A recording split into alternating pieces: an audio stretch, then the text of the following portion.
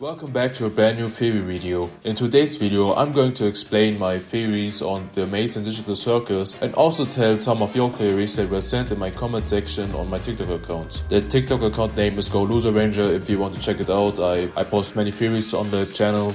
And I asked ChatGPT if you could rank my theories from least likely to most likely. If you enjoy this kind of content, then leave a like and a sub. Tell me your theories in the comments and I would be happy to read them. Also, please hype the video so more people can see my theories on the Amazing Digital Circus. And now, let's finally get into the video. Let's start out with my first theory. My first theory is that Kinga will sacrifice himself to help the others escape the circus. We've seen many times that Kinga knows a lot about the circus and Kane. It was revealed in episode 8 that Kinga created Kane, but that he never created the circus nor anything that Kane supposedly created. We make games. We were just developing artificial intelligence, specifically creative AI. The kind that could come up with its own ideas and create things within the program. You made Kane? Partially, yes.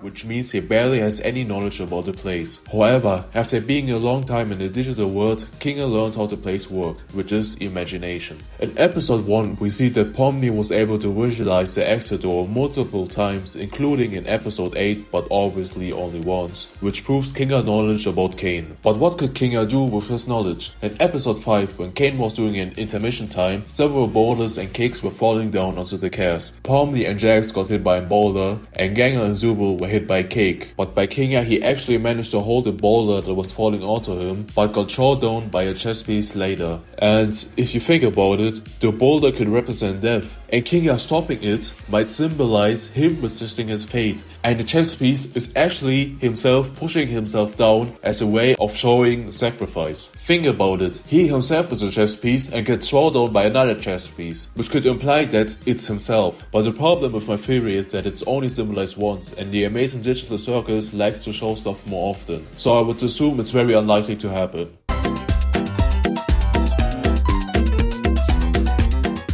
Let's get into my next theory. Abstraction is the real exit and the void prevents death. In episode 1, we get introduced into the concept of abstraction and see the place where those abstracted people go to. Why you're even alive, and when you reach your breaking point, something really terrible can happen. Oh! Cosmo's been abstracted. That's okay. What is that? It might be that terrible thing I was talking about earlier, when you reach your breaking point. And into the cellar you go! We know that people only abstract when they are at their absolute mental limit or want to escape desperately, which Kane obviously knows based on episode 8. Humans! They won't abstract, they won't leave me! I won't let them! Kane knows that when humans go insane, they can't listen or react the same way as they did before, which means they are no use for him and he cannot study them anymore. So Kane made it when you go insane, you automatically turn into a monster and get put into a cellar where you'll apparently be forever, which could be the perfect way to place the exit, so that other humans won't abstract on purpose to escape. But then what is the void, and why does Kane not want him to go into the void? Kane knows that the void is a dangerous place where he apparently has no knowledge of. I would assume Kane knows that if you get stuck in a void for too long and Kane can't pull you out fast enough or cannot find you anymore, you will be stuck there for eternity and can't escape. Because while Pomni was in the void, she was just floating in the air and staying without thinking. Which means if they stay in the void, they are no use for him anymore. But the problem with my theory is that we didn't see enough of the cellar nor the void to really tell what's going on there. But in my opinion, this could be one of the ways how they could have escaped before they, deleted Kane. Wait. Okay, let's continue with my next theory, which is they must choose worse escapes. We've seen several times that Kane likes to do adventures where they can choose stuff. In episode 3, they were at a haunted mansion and could choose if they want to go to the grown-up section or the kids section. The door on the left is the normal door. Rated WOW for all ages! The door on the right is the really scary door. Rated for mature Zoobles only. Or in episode 7, where they could choose if they want to escape or not. I could assume that Kane also made it a mechanism, but with the twist that if they actually find a way to escape, they can only choose a limited amount of people based on how many people are currently in the circus. But ChatGPT ranked this as not so likely, but I would still say it's a possibility and would be a very interesting twist. Next theory. People who are abstracted are getting reincarnated into the circus again. Haven't y'all wondered how so many people manage to put on a random headset in a random place? I would assume that people that abstract are just getting reincarnated, but only after a long time so nobody catches on. We've seen in episode 8 when Kinga was trying to reset Kane. We've seen in a code that certain people joined the circus at the same time. October and then the date this October, that October, and so on. And only one person at a time. And if they get reincarnated, Kane can study and study them more until he understands them and maybe even creates his own human. But this theory is just a medium potential of happening based on ChatGPT's ranking. Before we get into my top 5 The Amazing Digital Circus theories, I want to point out one theory that got sent in my TikTok comment section because it's really interesting and I think it has a high potential of happening. The core idea is this. The theory says that there were originally 2 AIs, the red one being Kane, the blue one being the second AI, and at some point Kane absorbed or consumed the blue AI but didn't fully get rid of it. The evidence. First, when Kane glitches, his eyes sometimes appear as 2 different colors, red and blue. This connects directly to episode 8 where we see 2 AIs being trained, each represented by those same colors. So the idea is the blue AI doesn't disappear, it's still inside Kane. Bubble's connection. There's also another theory that Bubble and Kane are connected.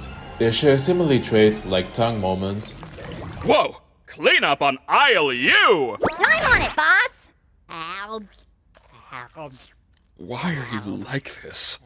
Kaufmo went through a sort of kaufmosis and abstracted! Kaufmo abstracted? Why didn't anybody tell me?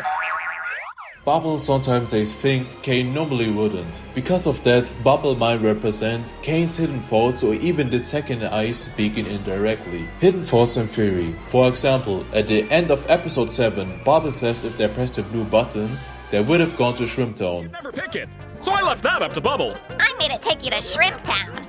Yeah, it was gonna take you to Shrimp. Some people think Shrimp Town is actually the place where the abstracted characters end up. If that is true, then Bubble might be expressing something like, if you don't like me, you will be removed. But the creepy part is this, Kane might not even be aware of these thoughts. They could be separated from him and exist in Bubble instead. I would personally say this theory is very good and possible.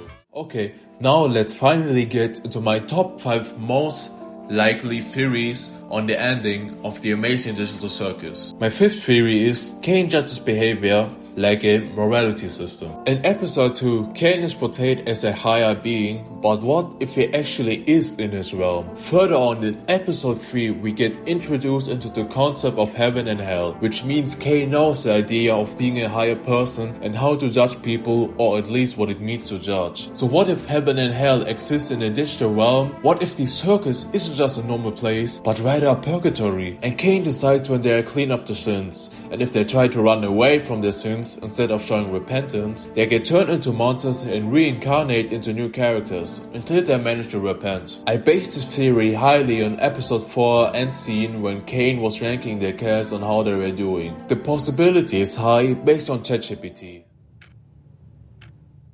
Pomni could be an AI. We know Kane introduced Pomni like a normal player and she also joined like one. But what did Kane say in episode 2? I know you guys love your NPCs, but if I start losing track of who's a human and who's an NPC, who knows what could happen?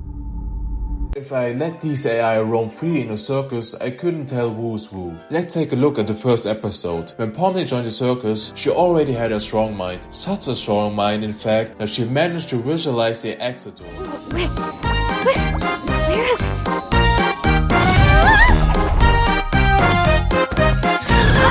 But wait, when Raggita joined the circus, she didn't or wasn't possible to visualize the exit door. Which is weird when all of them thought about leaving the circus. We only seen Kaufman writing about the exit, but he was also in the circus for a long time. But there's even more evidence. If we take a look at episode 2, in the intro of the episode, what do you see? Welcome to the Amazing Digital Circus! Pomni? Pomni. Pomni. Pomni. Pomni. Just random flashing lights, right? But didn't we those same or similar flashing lights somewhere else? In another intro? We seen similar flashing lights in episode 8's intro. When we seen the two AIs create stuff, they were spitting out creations and these flashing light symbols also appeared. And they really look like the ones Pomni had when she had a nightmare. There even was a weird kind of robotic line of color. In episode 8 there's also another weird thing about Pomni. When Kane was crashing out on the cast and put them into their biggest fear, everyone had the fear from the real life world, like Jax being scared of people seeing his true personality and finding it embarrassing, or Zubul not liking herself and wanting to change. But when Pomni fear was showing, it was only Gamigu attacking her, which is kinda weird if you would ask me. Why would Kane choose Gamigu from all people to scare Pomni? Why didn't Kane exploit a fear that Pomni had in real life? Could it be because Pomni was never a human to begin with and therefore had no real fears before? What if Kane only gave human memories to test his AI out, to see if he could understand them more through her? But when Pomni called him out for his bad adventures, he got upset the most. Huh? Isn't it obvious? We wanted to bait you into testing your new ideas on us so we can make fun of them behind your back. Ha! That's not true. Yes, it is! You're a horrible host. You don't care about us at all. You care more about stroking your own ego than giving us anything we'd actually enjoy. Do you know who I am? Yeah, you're a failure. We're all gonna abstract someday. And what will you have then? Nothing. Stop that. Constantly. And on top of it all, you just don't listen!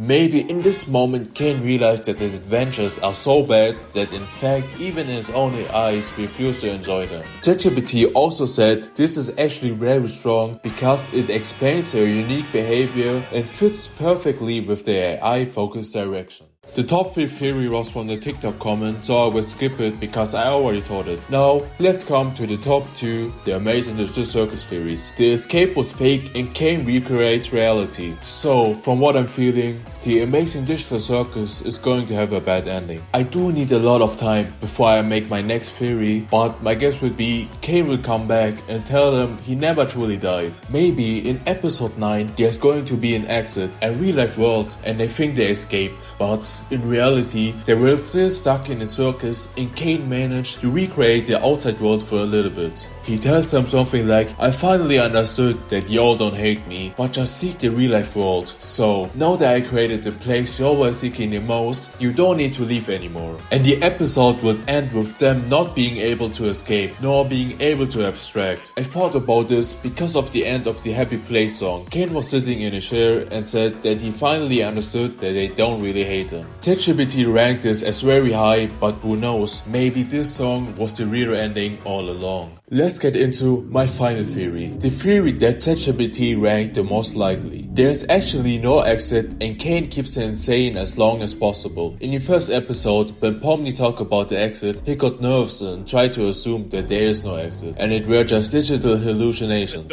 You're probably just experiencing digital hallucinations from your mind's transition to the digital plane. I swear I saw it. Digital hallucinations! So instead of him not wanting them to leave, he just doesn't want them to go insane and abstract because there is no escape. Kane wants to learn more about the real life world, so why doesn't he let them leave? So they can take more pictures for him and bring them into the real world. Well, it's because there is no exit, and probably when the first people who were in the circus found it out, they gone insane and abstracted, forcing Kane to put them away forever. In theory, the first abstraction. This could be the reason why Kane got scared when Kinga mentioned the first abstraction. Kane tried to help them, but instead just created a way to kill them by accident. So Kane created these adventures to keep them alive and make them forget about his mistakes and tries to make their lives better by avoiding talking about the real life world. So these were my top 10 the Amazing Digital Circus theories and one theory from y'all. I hope y'all enjoyed the video, and if you have a question about one of my theories, you can ask me about it in the comment and I'll try to explain it or expand upon it. I would also like if y'all would tell me which theory you like the most. Now have a great day or night and see you next time. Oh, and then before I end the video, the next video is going to be how I managed to predict what would happen in episode 8 and be right. Okay, now see ya.